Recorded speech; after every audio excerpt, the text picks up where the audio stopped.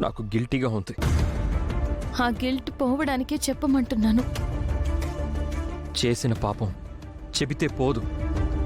జరిగింది చెప్తేనే కదా అది పాపమో పుణ్యమో తెలిసేది. నేను తప్పు చేశాను లక్ష్మి.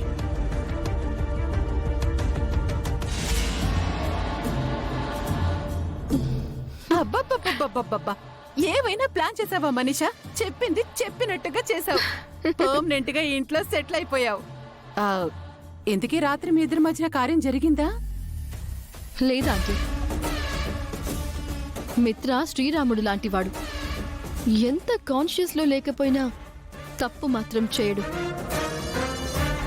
అక్కడ తప్పు జరిగిపోయినట్టు నేను మిత్రని నమ్మించాను.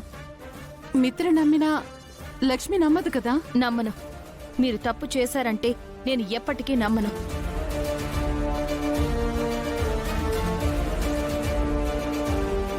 నాకు తెలియకుండా జరిగిపోయింది లక్ష్మి. తాగిన మైకంలో నేనేం చేశానో నాకు గుర్తులేదు. అదే నాకు అడ్వాంటేజ్ అయింది ఆంటీ. మత్తుగా నిద్రపోయిన మిత్ర తెల్లవారి లేచాక నేను ఏడుస్తూ చెప్పిన స్టోరీని నమ్మాడు. సారీ చెప్పాడు. నన్ను మళ్ళీ ఈ ఇంటికి తీసుకొచ్చాడు. మత్తులో తనేం చేశాడో మిత్రకి తెలియకపోయినా మీ మధ్య ఏం జరిగిందో లక్ష్మి తెలుసుకుంటుంది కదా. రాత్రి ఏం జరిగిందో నాకు తెలియాలి.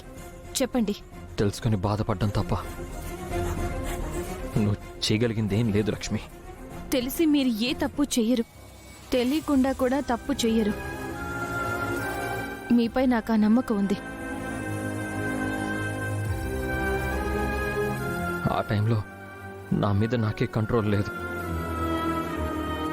ఆ రూమ్లోకి ఎలా వెళ్ళానో, రాత్రి అక్కడ ఏం జరిగిందో నాకేమీ గుర్తులేదు.